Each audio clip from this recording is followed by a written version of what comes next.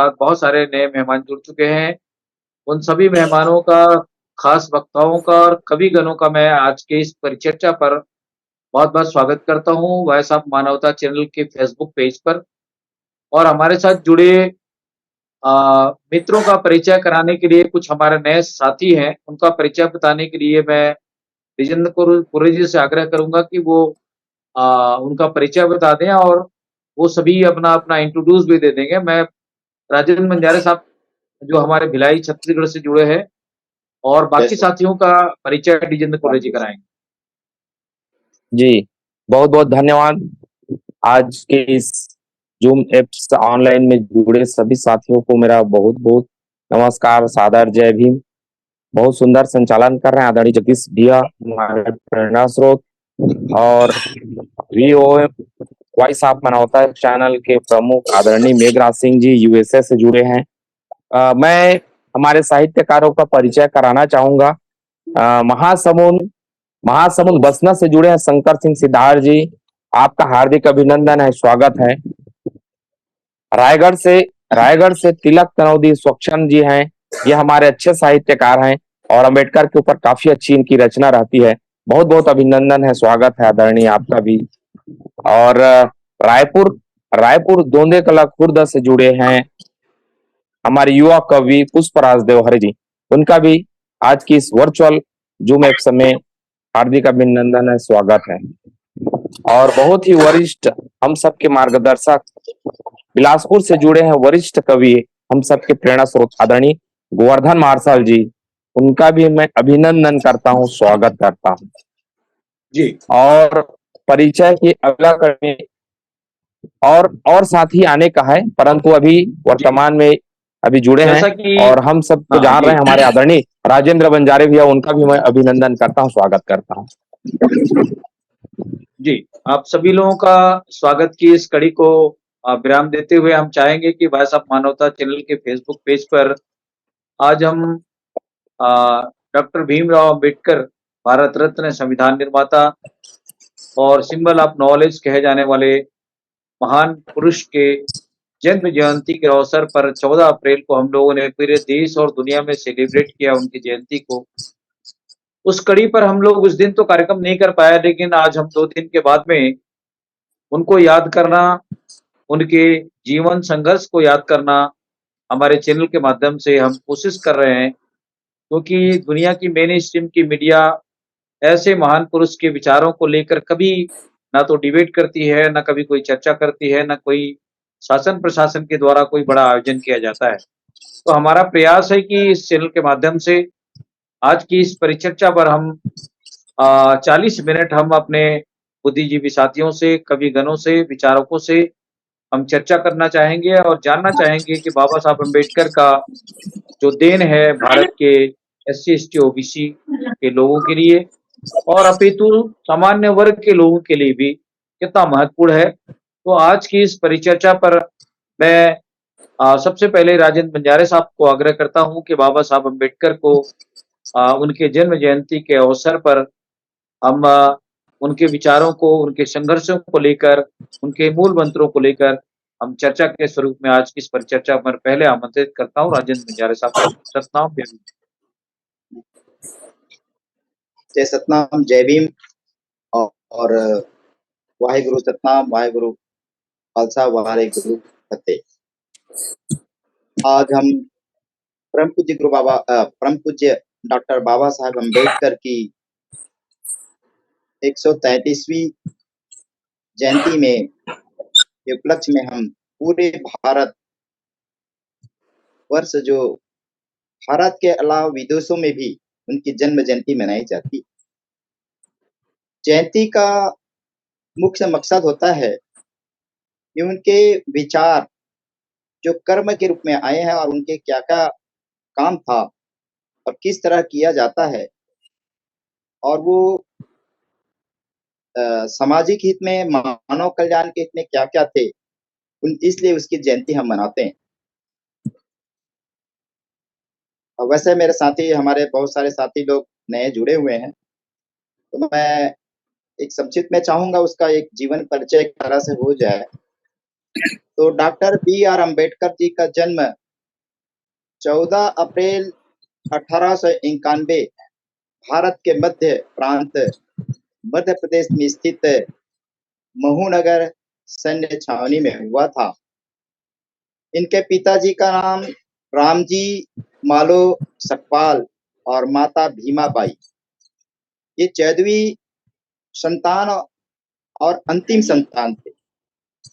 उनका परिवार कबीर पंथ को मानने वाले और ये मूलतः मराठी थे या मराठा मूल के थे। वर्तमान महाराष्ट्र में जो रत्नागिरी जिले में अम्बेवाड़े गांव में ये निवास करते थे और हिंदुओं में जो महार जाति, जिसको उस समय अछूत जाति के नाम से जाना जाता था, जिस कारण सामाजिक और आर्थिक रूप से डॉक्टर बाबा साहब अम्बेडकर को एक गहरा भेदभाव का सहना पड़ा। इसलिए उनके पिताजी सकपाल सूबेदार वहां पर जो कार्यरत थे, वो उसकी पढ़ाई लिखाई मराठी और अंग्रेजी एक औपचारिक रूप से में था वो। तो डॉक्टर बाबा साहब अम्बेडकर सामाजिक प्रतिरोध का सामना करना पड़ा और पढ़ाई के बावजूद विद्यालय में भी छुआछूत के कारण अनेक प्रकार की कठिनाइयों का सामना करना पड़ा, वो सभी जानते हैं। और 1900 में उनका पिताजी सकपाल जी सातरा में वो फिर हाई स्कूल में ले गए। उसके बाद अम्बेडकर उसका जो सरनेम था, उपनाम जिसको कहते हैं, उस नाम से था, क्योंकि वो प्रांत के उपनाम गांव के नाम से जानते थे। जब वो वहां पर एक अम्बेडकर एक शिक्षित ब्राह्मण समाज का था, उनकी पढ़ाई लिखाई से बहुत प्रभावित हुआ और क्योंकि अम्बेडकर को हटाकर, क्योंकि वो एक गांव था, तो अपना जो नाम था अम्बेडकर, उस नाम से उसको संबोधित करना शुरू कर दिया और इस तरह से उसका नाम जो है उपनाम अम्बेडकर हो गया। फिर उसके बाद में रामजी सकपाल जी परिवार सहित सातरा आ गए थे और 1906 में जब वो 15 वर्ष की थी, 15 वर्ष के थे, तब उनकी शादी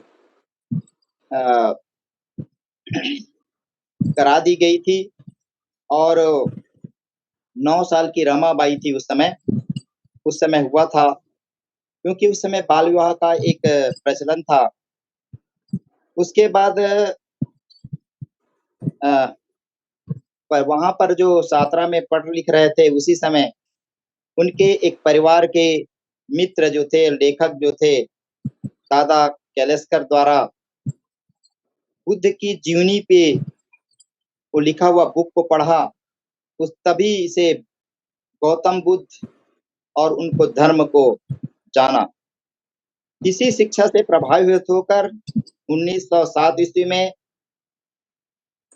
वह जो है मैट्रिक परीक्षा उत्तीर्ण कर लिया और अगले कक्षा में एलिफेंटन्स कॉलेज में प्रवेश दिया और बॉम्बे विश्वविद्यालय जो से संबंध था। 1912 तक उन्होंने बॉम्बे विश्वविद्यालय में अर्थशास्त्र और राजनीतिक शास्त्र विज्ञान के कला में और बीए की शिक्षा प्राप्त किया, जो कि अछूत समाज के लिए ग्रेजुएशन बहुत महत्वपूर्ण था।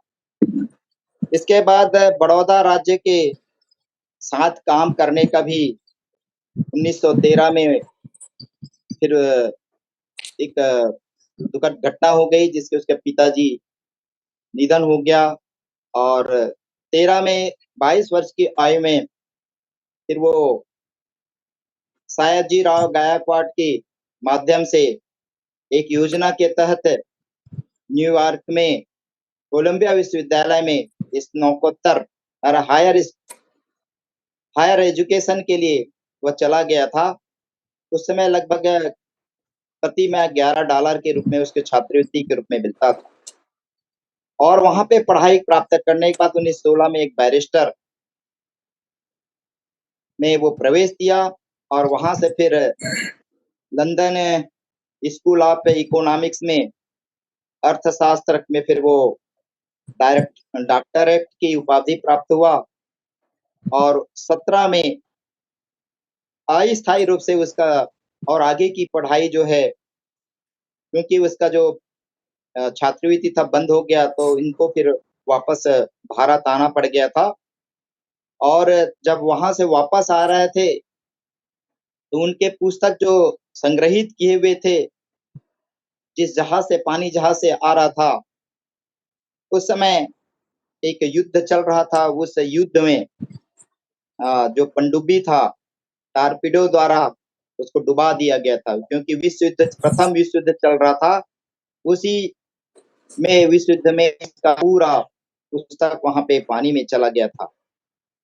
बाबा साहब अम्बेडकर फिर बड़ौदा राज्य के में आकर के वहां पर सेना के सचिव के रूप में काम करने लगे, क्योंकि उसने एक छात्रवृत्ति दिया था, उसका अनुबंध था, तो उनके साथ उसमें तो सामाजिक भेदभाव अछूतपन होने के कारण फिर से उसने नौकरी छोड़ दिया।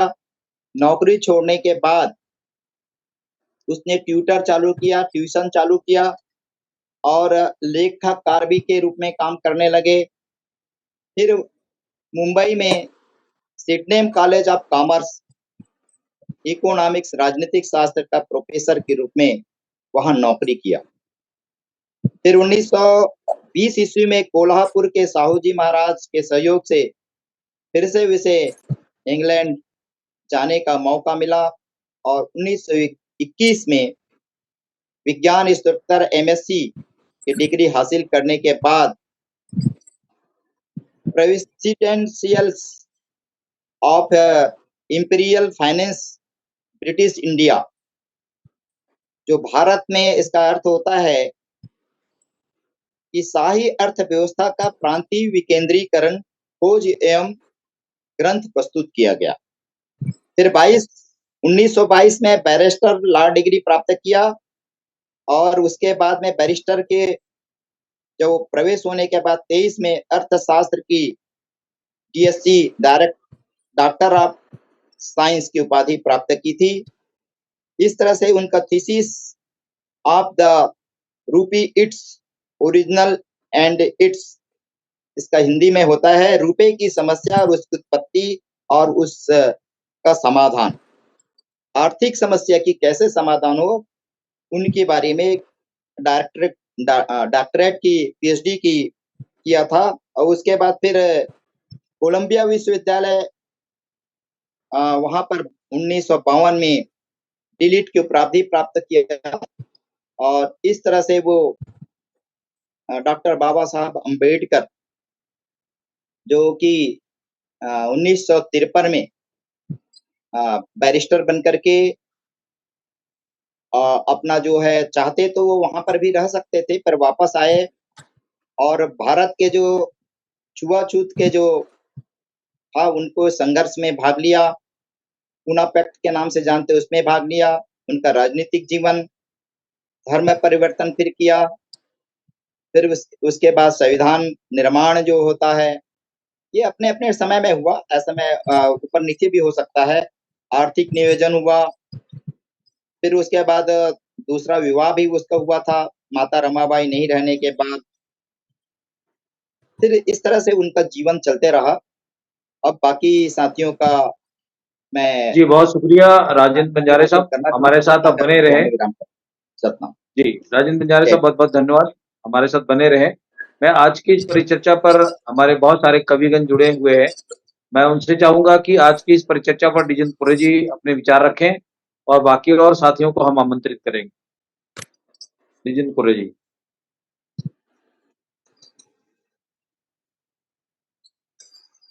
आपकी आवाज बंद है। जी हेलो, आ रही भी आवाज? हाँ आवाज है।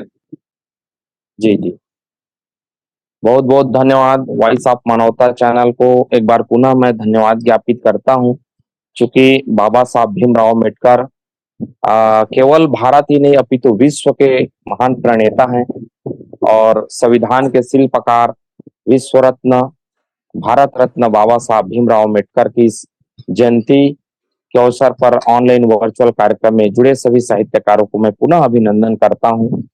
समय कम है, साहित्यकार हमारे ज्यादा है, सबको अवसर मिले। मैं ज्यादा भूमिका ना बांधते हुए सीधा मैं मेरी परिकल्पना हमने मेरे मन में आया कि बाबा साहब अम्बेडकर की जयंती 14 अप्रैल को होना ही है। उसके पूर्व हम लोग 2-3 तारीख से ही दिमाग में आया कि उनके ऊपर एक पुस्तक आनी चाहिए और महज 10 दिनों में हमारे साहित्यकारों ने रचना भेजी और आज उसका विमोचन औपचारिक हो चुका है और पुस्तक विमोचन के लिए छप के मेरे पास भी पहुंच गई है। तो एक बहुत बढ़िया अंतर्राष्ट्रीय साझा संकलन विश्व रत्न बाबा साहब भीमराव अम्बेडकर के नाम से बना हुआ है और उसमें आदरणीय मेघराज सिंह जी यूएसए से हैं। उसका लेख उस पुस्तक में है और जितने हमारे साहित्यकार जुड़े हैं आदरणीय में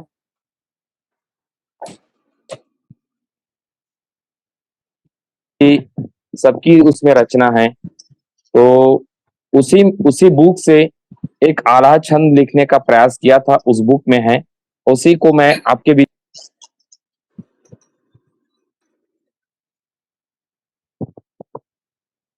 कुछ साथी लोगों का बार बार फोन आ जा रहा है, थोड़ा सा आवाज में ये आया होगा। कई लोग साथ से जुड़ नहीं पा रहे, मेरे को बार बार फोन कर दे रहे हैं क्योंकि लिंक मैं बहुत सारे ग्रुप में डाल दिया था हमारे सामाजिक ग्रुप में साहित्यकार में, तो लोग उत्साहित है जुड़ने के लिए, तो बहुत बार बार फोन आ रहा है कई लोगों का। आइए मैं एक गीत प्रस्तुत करता हूँ, बाबा साहब हुए महान, उस पर एक आल्हा छंद के तर्ज में लिखने का प्रयास किया हूँ। संविधान की रचना करके जिसने किया अतुल अवदान, इस भारत के पावन भू पर, इस भारत के पावन भू पर बाबा साहब हुए महान, इस भारत के पावन भू पर। आवाज आ रही सर? हाँ बिल्कुल सही है, अपनी बात रखें। जी जी। जाति पात की भेद मिटाकर सब मानव को करके एक, नाम अमर है बाबा जी का, नाम अमर है बाबा जी का, जिसने कर्म किया अति नेक, नाम अमर है बाबा जी का। सबको न्याय दिलाने खातिर करके मन में पुण्य विचार, संविधान दी है हम सबको, संविधान दी है हम सबको, करके जन का बेड़ा पार, इस भारत के पावन भू पर, इस भारत के पावन भू पर बाबा साहब हुए महान, संविधान की रचना करके जिसने किया अतुल अवदान, संविधान की रचना करके। भीमबाई और राम जी, भीमाबाई और राम जी के घर जन्मे पूत सपूत, मिटा दिया जिसने इस जग से, मिटा दिया जिसने इस जग से, भेदभाव और छुआछूत, मिटा दिया जिसने इस जग से।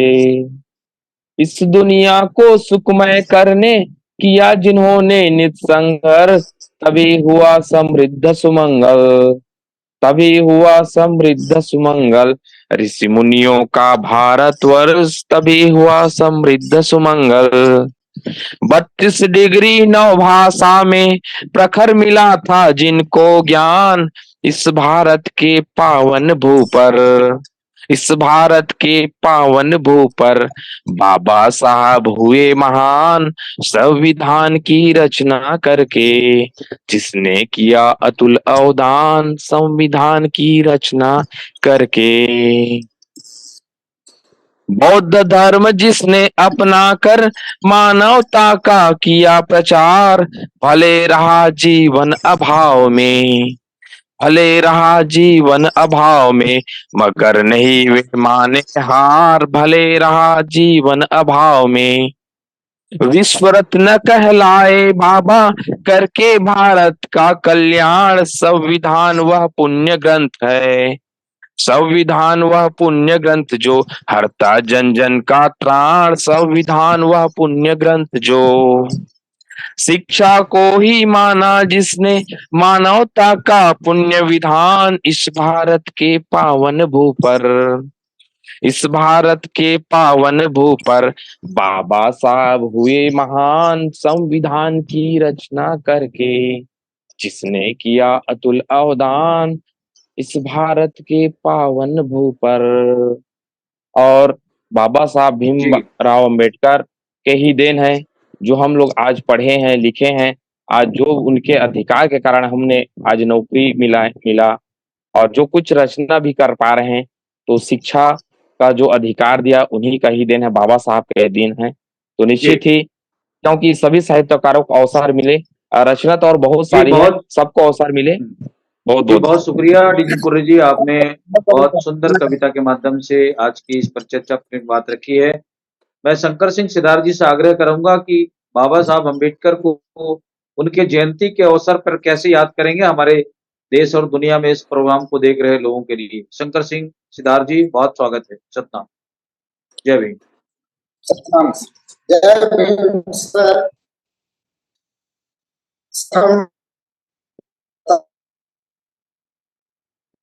आदरणीय सम्माननीय श्री मेघराज सिंह जी एवं आज की संचालन कर रहे हमारे परम सम्माननीय जगदीश सिंह जी, आप लोगों को बहुत बहुत धन्यवाद सर।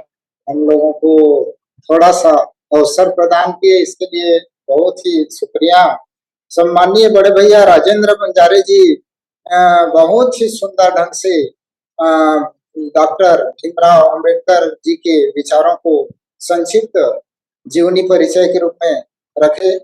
परम सम्माननीय हमारे विजेंद्र पूरे सर जी द्वारा उनके जीवन परिचय को एवं संपूर्ण मानव जाति के कल्याण के लिए किस प्रकार से उन्होंने अपने विचारों को आल्हा छंद में बांधने का बहुत ही सुंदर प्रयास हमारे माननीय पूरे जी द्वारा किया गया।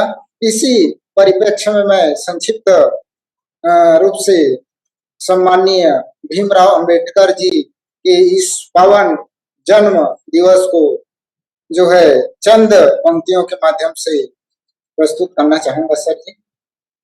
आओ झुक कर सलाम करें उनको, आओ झुक कर सलाम करें उनको जिनके हिस्से में ये पूरा संविधान आता है और खुश नसीब होता है वह खून जो राष्ट्र के काम आता है, जो राष्ट्र के काम आता है। एक सम्माननीय पूरे सर जी द्वारा जो पुस्तक प्रकाशन हुआ है सर, उसमें मेरी भी एक छोटी सी रचना प्रकाशित हुई है, स्थान मिला है, उसी को जो है रखने का प्रयास कर रहा हूँ सर जी। संविधान के निर्माता, संविधान के निर्माता भीमराव को नमन है। इन पावन बेला पर खिल उठी ये चमन है। संविधान के निर्माता भीमराव को नमन है। इन पावन बेला पर खिल उठी ये चमन है। संविधान बना करके जिसने हमें दिया है, स्वयं को जिसने देश हित समर्पण किया है। संविधान के निर्माता भीमराव को नमन है।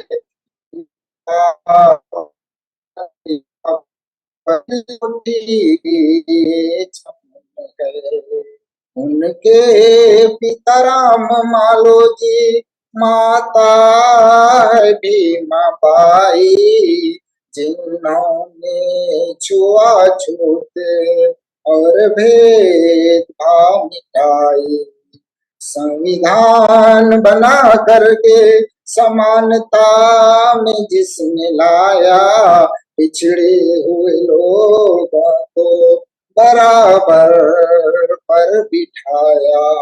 संविधान के निर्माता भीमराव को नमन है, इन पावन बेला पर खिल उठी ये चमन है, खिल उठी ये चमन है।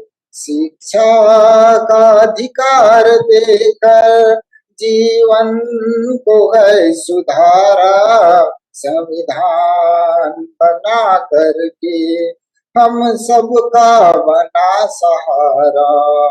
उस अमूल्य धरोहर को शंकर का नमन है, संविधान के निर्माता भीमराव को नमन है, भीमराव को नमन है।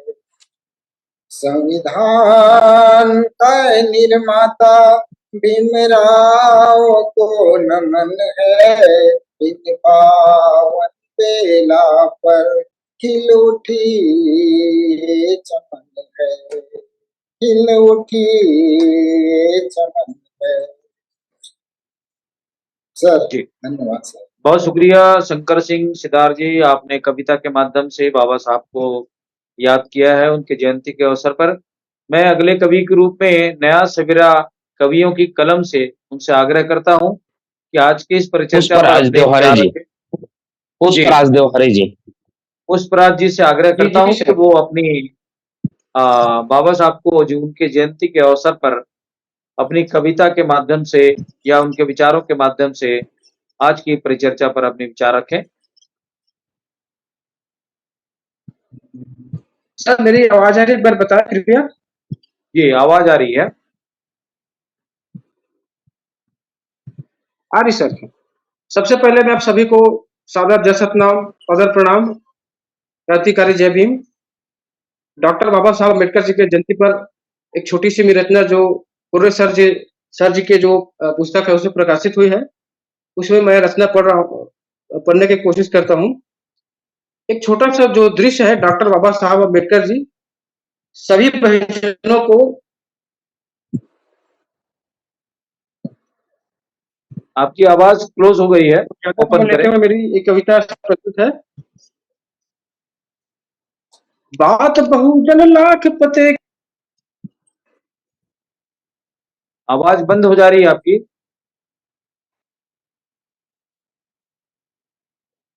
पुष्पराज जी आपकी आवाज बंद है, आपकी आवाज म्यूट हो गई है। पुष्पराज भाई म्यूट हो गई। पुष्पराज भाई सिर पर हांडी पैर में झाड़ू तुमको पहनाया जाता है, ऊंच नीच ना हो जाए ऊंचे से मेल तुम्हें बाहर बसाया जाता है, ना हो जाए ऊंचे से मेल तुम्हें बाहर बसाया जाता है। ऊंच नीच की फिर से आपकी आवाज बंद हो गई है।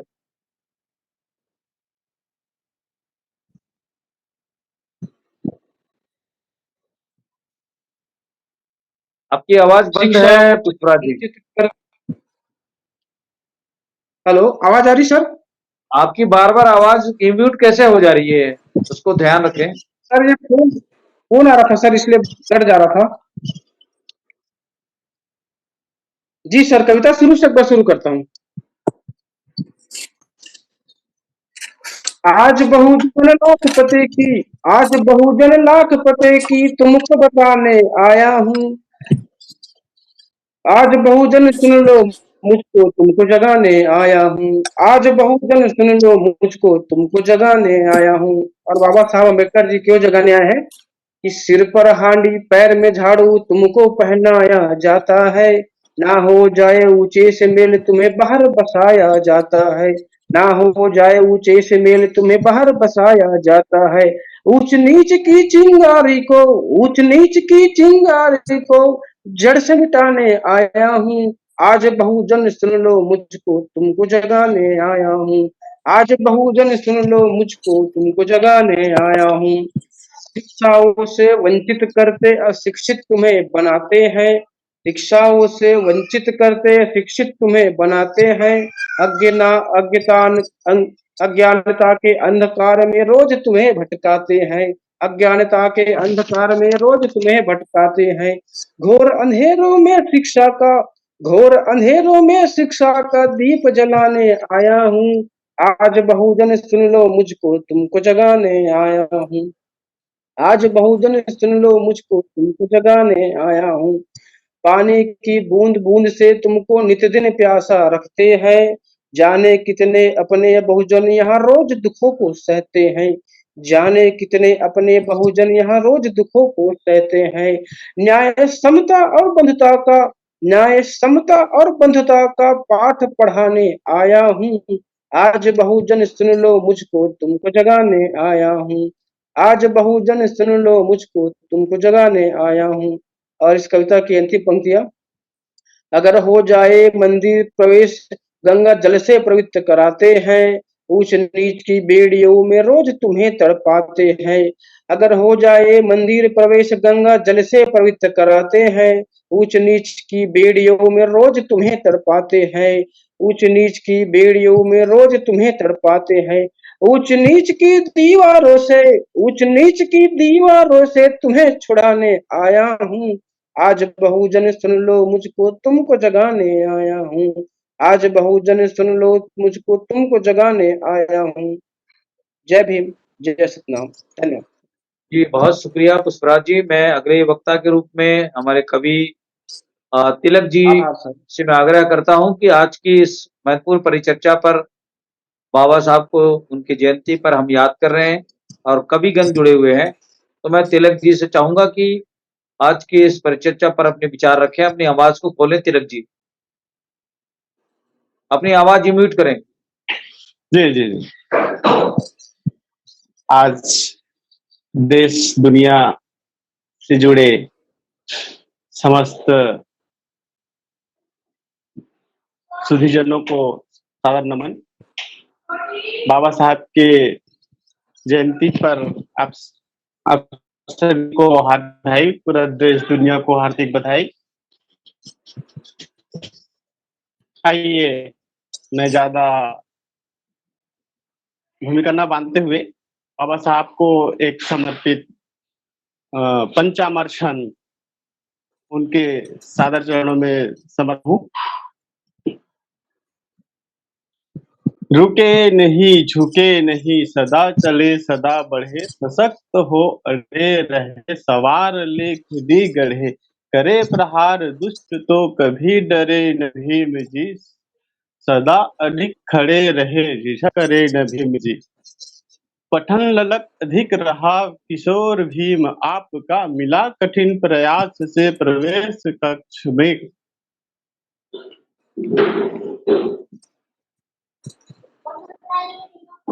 तथा कथित सभी बड़े टिके न अग्र आपके, पलायमान हो गए सभी विशाल भाप के, सृजन किए नई धारा नए प्रभात है गढ़े, नए नए विचार से नया किताब है मढ़े, विरोध को हटा सभी विकास पाथ में अड़े, दबे समाज के लिए महान भीम जी लड़े, न जात पात हो कहीं न भेद भाव देश में, नियम नया बना दिए सफल वकील वेश में, नमन हजार बार है महान ज्ञानवान को, नमन हजार बार है महान ज्ञानवान को, विशाल विशाल संविधान जो लिखे परम सुजान को, पुनीत वर्ष गांठ में वसुंधरा सजाइए, सभी पवित्र पर्व को उमंग से मनाइए, भी पवित्र पर्व को से मनाइए। जय भीम, नमो बुद्धाय, जय सतनाम। जी, बहुत शुक्रिया तिलक जी। मैं अगले वक्ता के रूप में हमारे बीच में मार्शल जी हैं। मैं उनसे चाहूंगा कि उनकी आवाज अगर ठीक है तो हमारे साथ जुड़े हैं और अपनी बात रख सकते हैं। मार्शल जी, लगता है उनकी आवाज हमारे तक नहीं आ रही है।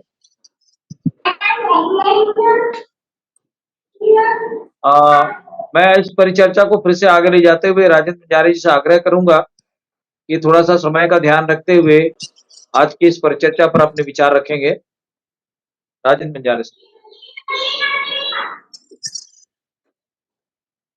जी सर। पुनः आप सभी को जय भीम, नमो बुद्धाय, जय सतनाम।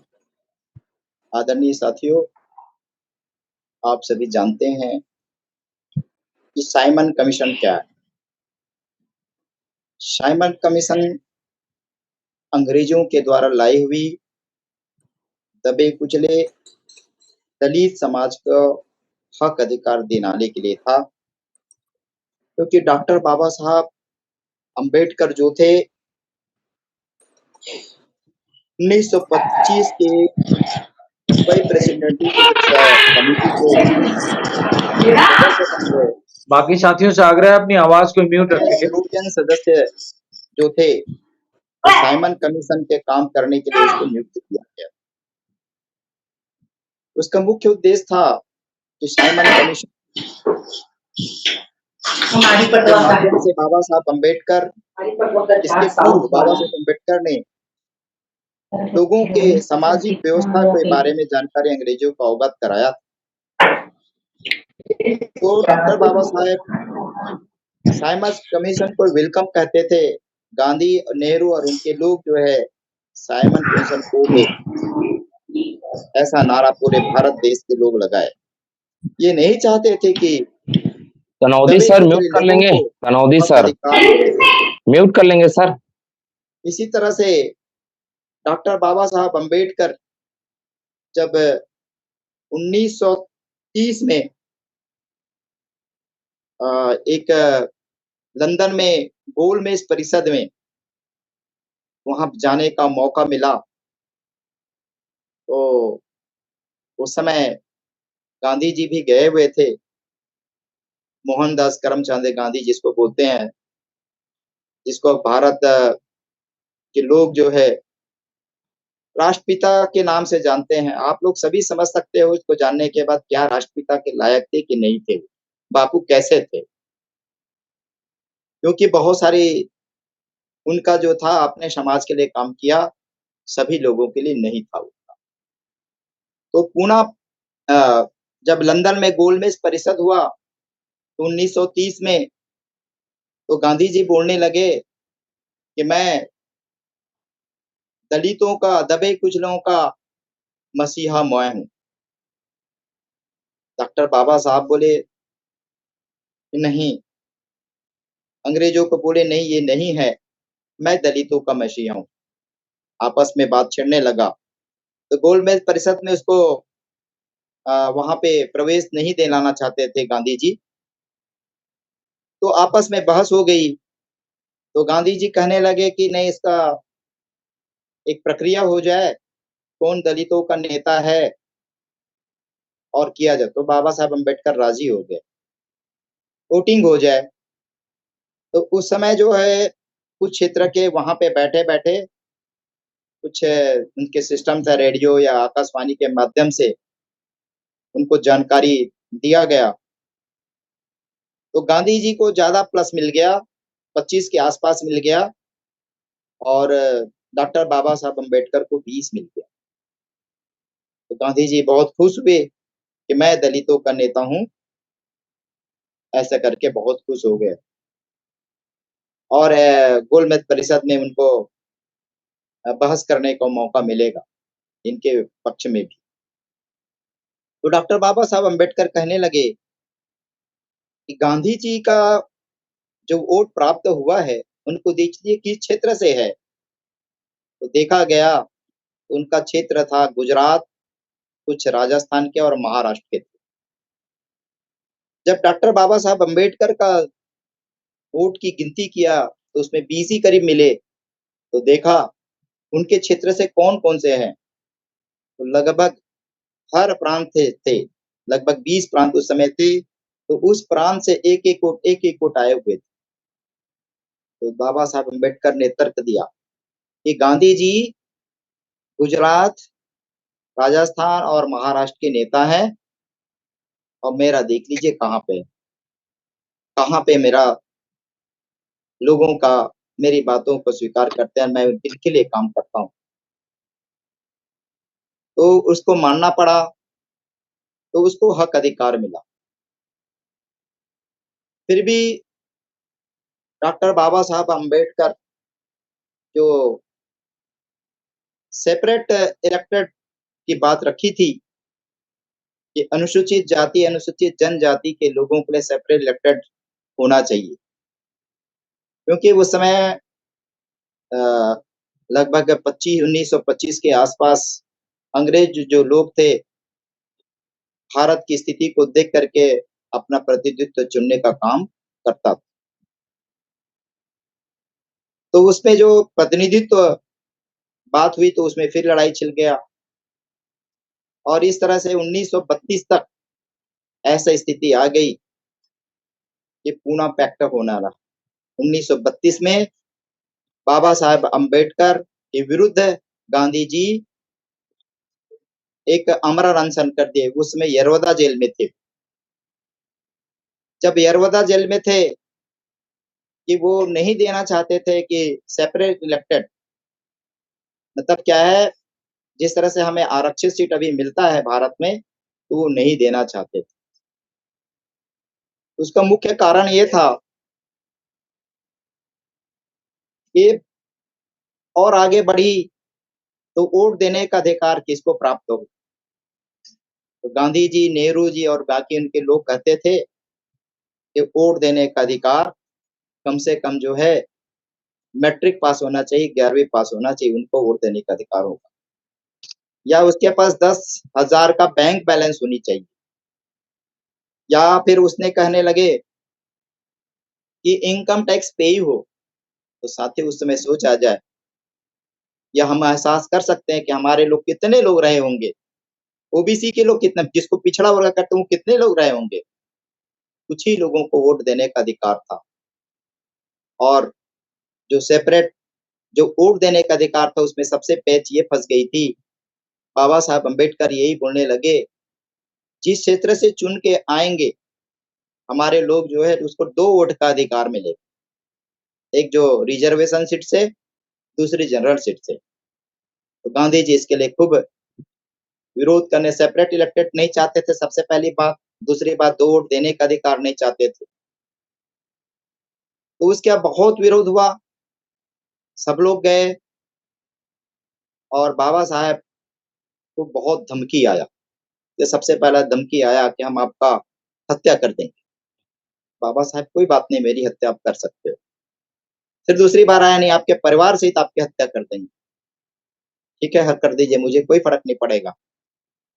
फिर लास्ट में एक कस्तूरबा गांधी और उनके लोग भी गए। बाबा साहब अम्बेडकर जो हमेशा महिलाओं का सम्मान करते थे, क्योंकि महिला जो होती है वो बाकी को जन्म देती है, पुरुषों और बच्चों को भी जन्म देती है। तो उनका सम्मान को और उसके लाज बचाने के लिए बाबा साहब से भीख मांगने लगे। तो बाबा साहब को ने, जिस तरह से मेरे से भीख मांगने की बात कर रहे हो, आप गांधी जी को मना लीजिए। तो उसने बोला कि नहीं, हमारे बापूजी मर रहे हैं, आप ही इसका कर सकते हैं। तो बाबा साहब अम्बेडकर बोले कि नहीं, मैं नहीं कुछ कर सकता। फिर धमकी आया कि आपके लोग जहां जहां भी हैं, उन सभी के लोगों को चुन चुन करके खत्म कर दिया जाए। बाबा जी मजबूर हो गए, बाबा साहब अम्बेडकर मजबूर हो गए, अगर मेरे लोग मारे जाएंगे तो मैं किसके लिए काम करूंगा। इसलिए वो पूना पैक्ट में जाकर के यरवदा जेल में सबसे पहले गांधी जी को जूस पिलाए, और उसमें पहले से पेपर तैयार करके रखे, सरदार पटेल और उनके लोग जो थे पेपर तैयार करके रखे हुए। तो मैं अब संक्षिप्त में, क्योंकि समय भी बहुत कम है, इसलिए बहुत शार्ट बताते जा रहा हूँ कि उसमें पूछा गया, पत्रकार उसको पूछा कि भाई, आपको पूना, डॉक्टर बाबा साहेब, पूना पैक्ट कैसा लगा? अब तो सभी लोगों को हक अधिकार मिल रहा है, मिलेगा। तो उस रिजर्वेशन की बात मान गया उसने, पर 2 अधिकार नहीं देने की बात थी, उसको नहीं माना। सेपरेट इलेक्टेड के लिए भी मान गया। तो बाबा साहब को पूछा गया, आपको कैसा लगा पूना पैक्ट, क्योंकि लोगों को तो अब हक अधिकार मिलेगा। तो डॉक्टर बाबा साहब अम्बेडकर एक खूब जवाब देते हैं कि मैं लंदन गया था, वहाँ से एक मौसम्बी लाया था। मैं चाहता था इस मौसम्बी को अपने लोगों को, उनके रस को मैं बाँटूँगा या पिला दूँगा।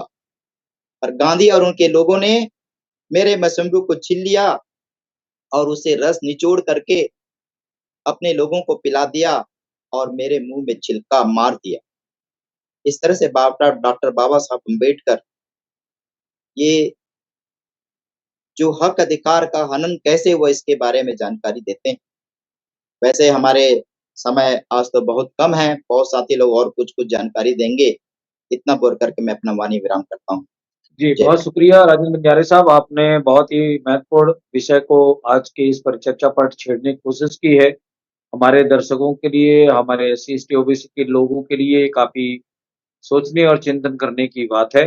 हमारा समय और हमें इजाज़त नहीं देता कि हम आगे और कार्यक्रम को अ, बढ़ा सकें। तो मैं आज की इस परिचर्चा को यहीं समाप्त करता हूँ और दर्शकों से गुजारिश करूँगा कि आज की जो हमारी खास परिचर्चा है बाबा साहब अम्बेडकर की जयंती के अवसर पर, खास करके हमारे कविगण जुड़े हुए हैं, इनके विचार आपको कैसे लगे? अगर आपको लाइक पसंद आया हो तो आप अपने विचारों से, अपनी प्रतिक्रियाओं से हमें अवगत करा सकते हैं और हम बाबा साहब अम्बेडकर की विभिन्न जो संघर्ष की जो एक-एक बिंदु है, एक-एक कड़ी है जो पूरे भारत के लिए एक संदेश के रूप में है, उसको हमें विस्तार से उनकी इस जयंती के अवसर पर आने वाले एक-एक हफ्ते में हम एक-एक दिन उनके विचारों पर हम प्रोग्राम करने की कोशिश करेंगे अपने चैनल के माध्यम से। तो आप सब लोगों को मैं आज की इस परिचर्चा पर जुड़ने के लिए तिलक जी का, विजेंद्र कुर्रे साहब का, पुष्पराज जी का और शंकर सिंह सिद्धार्थ जी का, राजेंद्र बंजारे साहब का मैं धन्यवाद करता हूँ कि वो अपने कीमती समय निकाल कर के आज की इस खास परिचर्चा पर बाबा साहब अम्बेडकर की जयंती के अवसर पर अपने विचार रखने के लिए हमारे इस चैनल वॉइस ऑफ मानवता चैनल फेसबुक लाइव पर जुड़े और ये ऐतिहासिक गूगल मीट है। 2 दिन के बाद में हमारा यूट्यूब में चैनल में चला जाएगा। तो आप सब लोगों को मैं धन्यवाद करता हूँ और दर्शकों से गुजारिश करूँगा कि हमारी आज की इस परिचर्चा पर अपनी प्रतिक्रिया से हमें अवगत कराएँ और आज के इस कार्यक्रम के प्रायोजक मेघराज सिंह जी, जसबीर भाटिया साहब का जो अमेरिका में रहते हैं और हमारे भारत के मूल निवासियों के संदर्भ में काफ़ी चिंता करते हैं। तो उन सभी का मैं धन्यवाद करता हूँ और आज के इस कार्यक्रम को यहीं समाप्त करने की आप सब लोगों से विनती चाहता हूँ। जय भीम, नमो बुद्धाय, सतनाम, सत श्री अकाल, वाहेगुरु जी का खालसा, वाहेगुरु जी की फतेह। आप सभी लोगों का बहुत-बहुत शुक्रिया। Thank you.